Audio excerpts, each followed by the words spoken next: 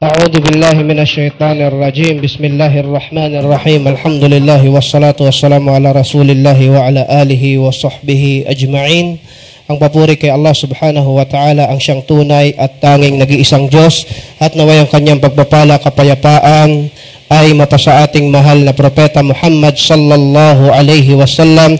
Ako'y sumasaksi na walang ibang Diyos na dapat sambahin maliban si Allah, at ako'y sumasaksi na si Muhammad sallallahu alaihi wasallam ay kanyang propeta at huling sugo. Mga kapatid sa Islam, katulad ng palagian natin paalala na pasalamatan si Allah subhanahu wa ta'ala at ating napagtatagumpayan ng ating obligasyon ngayong buwan ng Ramadan. At naway magpatuloy tayo sa paggawa ng ibada, pagsamba, hanggang sa mapagtagumpayan natin ang pagtatapos ng buwan ng Ramadan na ito. Walitukmilul iddah, sinabi ni Allah, kumplituhin ninyo ang bilang ng pag-aayuno na ito sa buwan ng Ramadan. Kahapon, sa ating pag-aaral ng talambuhay ng Rasulullah sallallahu alaihi wasallam, dumako tayo sa pagbabanggit sa ilang mga katangian ng Quraysh. Para lang sa kaalaman natin, hanggang ngayon, merong mga Arabo sa Saudi Arabia na nakakabit pa sa pangalan nila yung Qurashi.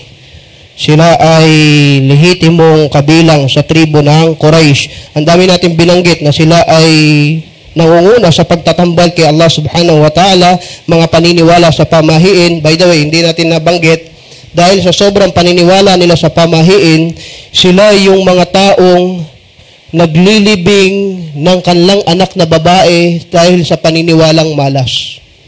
Subhanallah. Ang ilan sa mga ito na iulat na sila mismo, pag natanggap nila yung balita na ang anak nila sa sandaling lumabas sa sinapupunan ng nanay at nabalita ang babae, para silang nabagsakan ng langit at malas. Yun ang paniniwala nila, inililibing nila. Ang isa sa kanila nag-uulat na tuwan-tuwa yung kanyang anak at karga-karga niya, hindi alam kung anong gagawin niya, at sabi, pinapagpag yung ilang mga lupa sa kanyang balbas, hindi alam nung bata na ililibing niya pala yung anak niya ng buhay. Subhanallah, sinagot ito ng maraming beses sa Quran. Wala taqtulu awladakum khasyata imlaq. Natatakot kayo dahil sa malas yung anak na babae. Bakit? Nahnu narzukukum. Sabi ni Allah, kami ang nagbibiyaya sa inyo, hindi nyo nalalaman yan. Bakit kayo naniniwala na ang pagkakaroon ng anak na babae ay malas? Wa'udhu billah. Sinabi ni Allah subhanahu wa ta'ala, فَإِذَا رَكِبُوا فِي الْفُلْكِ دَعَوْا اللَّهَ مُخْلِصِينَ لَهُ الدِّينَ فَلَمَّا نَجَّاهُمْ إِلَى الْبَرِّ إِذَا هُمْ بِمُشْرِكِينَ o إِذَا هُمْ يُشْرِكُونَ. Sinabi ni Allah subhanahu wa ta'ala, ang kahulugan ng aya na ito, ang mga Quraysh, kahit na marami silang Diyos, naniniwala pa rin sila kay Allah. Kaya nga may pangalan na kaagad na Abdullah noon, Abdurrahman. Okay? Walang name revolution. Kung ano yung mga pangalan nila noon, sharing pangalan ng mga sahaba, kaya lang yung mga talagang taliwas ang kahulugan sa doktrina ng Islam, yun ang pinapalitan. Kaya sinasabi ng ating mga scholar, maski ngayon, pag nagsyahada ang isang tao, hindi naman wajib baguhin yung pangalan eh. Kung siya ay si Joel o si Mario, walang problema doon. Ang problema, kung ang pangalan niya ay taliwas sa katuruan ng Islam. Paano halimbawa? Halimbawa, siya ay si Alipin ng Apoy. O kaya mga katulad nito na mga pangalan ng mga Diyos-Diyosan, for example, doon binabago. Okay, sa kahulugan ng aya, sinabi ni Allah, itong mga mushrik na ito sa Quraysh, pagka sila daw ay nasa barko at ang barko ay lumakas ang uga o alon, da'awla, nananalangin sila kay Allah. Mukhlis, ikhlas. Pero pagkatapos na ng alog at pumayapa na ulit, babalik na ulit sila sa pagtatambal kay Allah. Nakakalungkot. Ngayon, sa panahon ngayon, merong nagiging religious in some point dahil may dumating na pagsubok. Pagkatapos ng pagsubok, kasabay din ng pagbitaw sa pagsamba. Wallahi, pag merong nakakita kang ganito, payuhan mo. Dahil pareho sila ng mga kasanayan ng Quraysh noong unang panahon. Pagka na-hospital o nagkakaroon ng karamdaman, lahat ng asma o wasifat memorize. Ar-Rahman, Ar-Rahim, Al-Aziz, Al-Ghafur. Memorize kabisado. Lahat ng sala pati sunnah. Pagkalabas ng ospital at malakas na ulit, wala na ulit sala. Sino kapareho niya? Kuffar Quraysh. Yung mga kuffar ng Quraysh. Wa'udhu billah.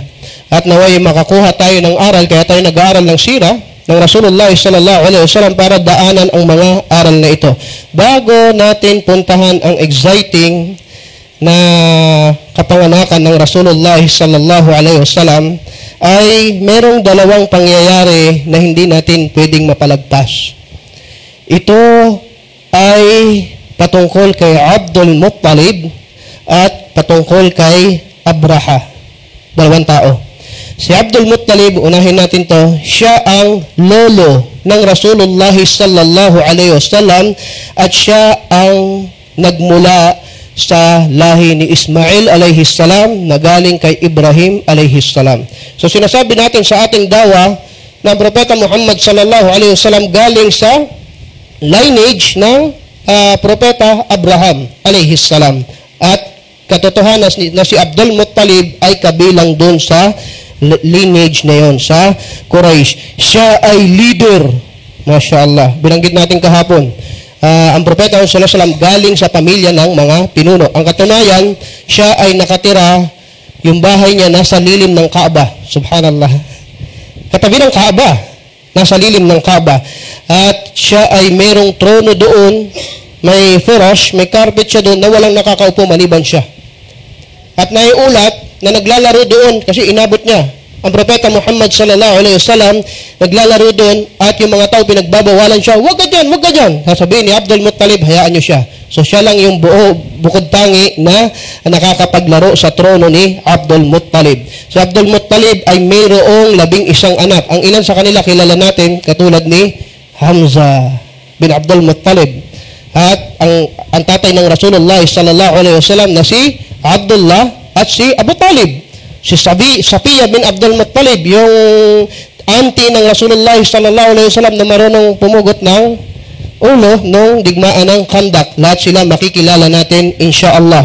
At isang beses si Abdul Muttalib ay natutulog sa Hijr.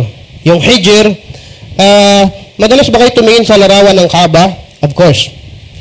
Meron doon bahagi na parang horseshoe, yung kurbada, kasi nung unang tinatag yun, itinayo ni Ibrahim alayhi salam, kasama ng kanyang anak, buo yun, sakop yun, Kaaba. So hindi siya square talaga, nung unang pagkakatatag, kabahagi yun, yung Hijr. Nung nirenovate nila, kinapos sila sa budget, at hindi nila na-cover up hanggang doon, kaya merong parte na nilagyan nila ng tanda, na yung unang pagkakatatag ng Kaaba ay hanggang doon. So isang beses, si Abdul Muttalib ay natutulog doon. Nagpapahinga. So, hindi lang katulad ngayon. Pagpunta mo sa Makkah ngayon, high-class city na wala kang makitang lupa, puro marmol na lahat. At noon hindi. Parang disyerto yun at may palatandaan doon, pwede ka matulog doon. Ngayon, pag natulog ka doon, matatapakan ka. Pag natulog siya doon, nanaginip siya. May dumating na tao, ang sabi, Uhfur at-tiba, o taiba, Uhfur at-tiba. Tapos, sasabihin niya, ano yung tiba? Mawawala yung tao. Yung sumunod na araw, nanaginip na naman siya, Uhfun ar-barra. Hukayin mo daw yung barra. Yung una, hukayin mo yung taiba. Ngayon, hukayin mo yung barra. Tatanungin niyo yung tao, mawawala yung tao. Ano ba yung barra? Pangatlong araw, hukayin mo yung madmuna. Ano ba yung madmuna? Nawala na naman yung tao. Magkakasing kahulugan ito. Ibig sabihin ito, masarap, matamis. Ano mga katangian ng pagkain na masasarap? Yung pang sumunod na araw, pang-apat na araw, Uhfur zamzam.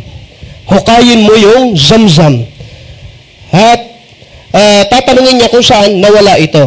Ayon sa ibang mga aklat ng sira, may mga palatandaan na ibinigay si Allah subhanahu wa ta'ala kasi may dumating na malaking ibon, yung mga langgam nagtipon-tipon, para bang idinirect sa kanya kung saan talaga eksakto naroon yung zamzam. By the way, ang zamzam ay nung panahon pa ni Ibrahim alayhi salam o ni Ismail. Kung matatandaan natin sa sira, siya yung dua ng nanay ni Ismail alayhi salam na maligtas si Ismail dahil nagugutom sa disyerto. At natuklasan ni Abdul Muttalib, tinawag niya ang ilan sa kanyang mga anak at hukay siya ng hukay. Natatawa sa kanya yung mga Quraysh. Abdul Muttalib, anong ginagawa mo? Hukay ka ng hukay. Tinatawanan lang siya. hanggang sa paghuhukay niya isang araw, bumulswak ang Zamzam. Yung Zamzam ngayon, sino pa hindi nakainom ng Zamzam? Inshallah, makainom tayo lahat ng Zamzam. Ang Zamzam, gamot sa lahat. Ang Zamzam, may baraka. Pwedeng panggamot, pwedeng mapawi ng uhaw, pwedeng panlinis, yun ang Zamzam. Inshallah, pag may kilala kay Saudi Arabia, wag na kayo humingi ng kung anumang material na nandun. Dalhan mo ko ng Zamzam. Yun ang isa sa pinakamagandang pasalubong. Ngayon, nung bumulswak yung Zamzam, ang sabi ng mga Quraysh, tingnan yung ugali ng mga tao. Sa atin yan. Hindi lang yan sa'yo. Dahil yan ay sa tatay pa natin na si Ismail. So lahat tayo may-ari niyan. Hindi, sa akin to. Sa ako na nag-iinip Sa akin tinuro yung direksyon. Hindi. Sa atin yan lahat. Sa atin yan lahat. Kung ganon, katulad na napag-aralan natin kahapon, sila ay nagpapahatol sa mga fortune teller. Kung ganon, pumunta tayo sa Banu Sa'ad, may kalayuan yun, at doon tayo humingi ng hatol kung kanino ang Zamzam. Naglakbay sila. Yung mga pinuno, yung mga leaders. Sa paglalakbay, dumanas sila ng lahat ng kahirapan, gutom. Hindi natin madetalye kung ano yung mga kahirapan, pero hindi basta-basta maglakbay noon. Hindi ka makakapili kung first class, second class yung sasakyan mo. Hindi air condition. Hanggang sa umabot sa punto na wala, mamamatay tayo. So ang ginawa nila, ayon doon sa pag-uulat, humukay na tayo ng libingan natin, kasi disyerto Kung sino mamatay, at least, yung nauna, pwede niyang malibing yung nahuli. Okay? So lahat sila naghukay na ng kanilang libingan at hinihintay na lang nila, mamatay sila. Pero si Abdul Muttalib, nung tumayo siya sa kanyang kabayo o sa kanyang kamelyo, sa paanan niya may bumulswak na tubig. Nung pagkita nila, ay hindi mamamatay ito, may tubig. Lahat sila nag-inuman doon at inamin nila, tapos na, nahatulan na tayo. Malinaw na si Abdul Muttalib ang nagmamay-ari ng Zamzam. Wag na tayo tumuloy sa Banu Sa'ad at umuwi na tayo. Iyan ang kasaysayan kung bakit nasa pamilya ng Rasulullah sallallahu alaihi wasallam ang pangangasiwa ng Zamzam water mula noon hanggang sa panahon na ito. Subhanallah. At malaki ang role ng Zamzam water pag dumadating yung mga nag-hajj at pinapainom nila yun dahil karangalan nila na mapainom sila. Ito ayon sa hadis, ang Zamzam water hindi nauubos. Hindi nauubos. Hukayin mo ang balon na hindi nauubos. At subhanallah, kung meron kayong alam na milagro na bubuhay ngayon o nananatili ngayon, iyon ay ang Zamzam water. Imagine, ang Makkah ngayon ay city na may pinakamaraming hotel. Lahat yung pumupunta doon, 3 million, 4 million, iinom lahat ng Zamzam yun. Hindi pwede. Pupunta ka ng Makkah, papayag ka ba hindi makainom ng Zamzam? Hindi. Nag-uuwi ka pa para sa pamilya mo. Naubos ba? Nasaan yun? Nasa disyerto at ang Makkah ay bato, literally, disyerto. So subhanallah, yun ay revelasyon na ibinigay ni Allah subhanahu wa ta'ala kay Abdul Muttalib. So yan ang una.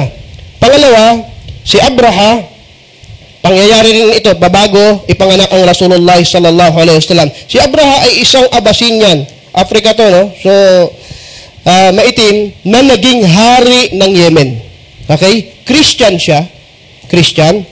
And then, gusto niya, sa simbahan niya, sa Yemen, maging sentro ng pagsamba sa Arabia. Maging sentro ng pagsamba sa Arabia. At gusto niya imbitahan yung mga tao doon, hanggang sa may nakausap siya, hindi mo magagawang sentro to. Bakit? Ang sentro ay yung Kaaba sa Makkah. Kung gusto mo doon, kausapin mo yung mga tao na dyan maging sentro. Bakit? Pag naging sentro ka nung panahon na yon, malaking pera, di ba? Business. Sipin mo, may sentro ka. Sipin mo, sa'yo yung monumento, sa'yo yung Makati, pumupunta yung tao doon. Gusto niya maging sentro ng kalakalan, pati pagsamba ng tao, yung Yemen. Hanggang sa nagdesisyon siya, kung gano'n, sisirain ko yung Kaaba. Meron akong malaking elepante, wag maingay ha, mga bata. Meron akong malaking elepante, na yung elepante na yon, sabi sa ilang mga report, maraming elepante. Pero wallahu alam, mas matibay yung hadis na isa lang yung elepante, pero malaki. Naggayak siya ng sundalo, ng kamelyo, ng kabayo, at ang layunin niya ay sirain yung Kaaba. Nung nag-istasyon sila doon sa malapit sa Taif, malapit sa Makkah, nagpatawag siya ng negosasyon na kakausapin niya yung pinuno ng Makkah dahil atakin namin yan. Pagpasok nila sa Taif, sinamsam itong ni Abraham ng mga sundalo niya yung ilang mga kamelyo ng Quraysh. Tingnan nyo kamelyo ng Quraysh. So, ibig sabihin, sabi ni Abdul Muttalib, siya yung pinuno ng Quraysh, lolo ng Rasulullah sallallahu alaihi wasallam, sabi niya kay Abraham, sige, sirain mo na yung Kaaba. Pero ibalik mo yung mga kamelyo namin na sinamsam nyo. Ang sabi nito ni Abraham, tingnan nyo. Nung makita kita, nilirespeto kita, akala ko madakilang pinuno ka. Pero ngayon, sisirain na namin yung Kaaba, ang concern mo, camel lang. Nawala yung respeto ko sa'yo. Ang sabi ni Abdul Muttalib, yung kamelyo, sa amin, ibalik mo. Yung Kaaba, si Allah bahala dyan, siya magpoprotekto yan dahil kanya yan. Okay? Ibalik mo yung kamelyo namin. Okay, kung ganun, binalik yung kamelyo nila at umatake sila. Inutusan nila yung pinakamalaking elepante, yung nag-iisang malaking elepante, atakihin yung Kaaba. Pero ayon sa ulat, ayaw humarap sa Kaaba ng elepante at lumiliko. Pinapalo nila, nung pinalo na, digmain mo, tumakbo yung elepante. Ayaw atakihin yung Kaaba. Ang ginawa nila, inatake nila yung Kaaba, nadala-dala na yung kamelyo, mga sundalo, ano nangyari? Alam tara kayfa fa'ala rabbuka bi ashabil fil. Subhanallah, nagpadala si Allah subhanahu wa ta'ala ng mga tayran ababil. Ibon! Alam niyo kung anong dala ng ibon? Bato, pebbles. Maliit, gatuldok na bato. Hinagis sa mga taong yon, bawat isang tamaan ng maliit na bato, nangangamatay. Hindi ba si Allah subhanahu wa ta'ala magpoprotekta ng Kaaba? Subhanallah, subhanallah. Inalagaan ni Allah subhanahu wa ta'ala. Kaya aral ito, noon hanggang ngayon. Subukan yung mga tao, sirain ang bahay ni Allah at si Allah mismo ang magpoprotekta dyan. So malaking aral ito sa atin at naway kuhaan natin ito ng malaking aral. Palagi, tingnan nyo, no? Kung may kayamanan ka, minsan, may mga tao nakukontento na rin Hindi naman lahat ng tao hindi nakukontento. Pero, alam ba, pagkalooban ka ni Allah subhanahu wa ta'ala, pangarap mo. Lesson lang tingnan natin. Ya Allah, gusto ko ng bahay, may 2 kwarto sa anak ko, tapos may garahe, tapos may manukan ako sa likod. Okay na yan. Pag nagkaroon ganun, nakukontento ka, papasalamat ka kay Allah, pero may pangamba ka na baka masira yun, mawala yun, di ba? Kahit anong kayamanan mo. Basta nakontento ka, lalo mahal na mahal mo. Maski sapatos lang na maliit. Pag gustong-gusto mo yung sapatos na yun, ayaw mo masira. Isa sa malaking aral, palagi yung paghingi mo kay Allah subhanahu wa ta'ala, hindi natatapos. Na kung ano man meron ka, kontento ka na dyan, ya Allah, ingatan mo. Ya Allah, ikaw ang tunay na tagapag-ingat, si Allah subhanahu wa ta'ala, kalusugan mo, hilingin mo kay Allah subhanahu wa ta'ala na ingatan. Ano man, pamilya mo, yan ang pinakamalaki mong iniingatan, hilingin mo kay Allah, hindi ikaw mag-iingat niyan. Si Allah ang nagmamay-ari ng lahat at si Allah ang mag-iingat sa nais niyang ingatan kung atin lamang hihilingin. So, ang dalawang pangyayaring ito ay nangyari bago isilang ang Rasulullah sallallahu alaihi wasallam at inshallah baka bukas talakayin na natin na ang Propeta sallallahu alaihi wasallam ay ipapanganak at hindi natin yan makukuha ngayon. Barakallahu fikum, jazakumullahu khairan, wa sallallahu ala nabiyina Muhammadin wa ala alihi wa sahbihi ajma'in. Wassalamu alaikum wa rahmatullahi wa barakatuh.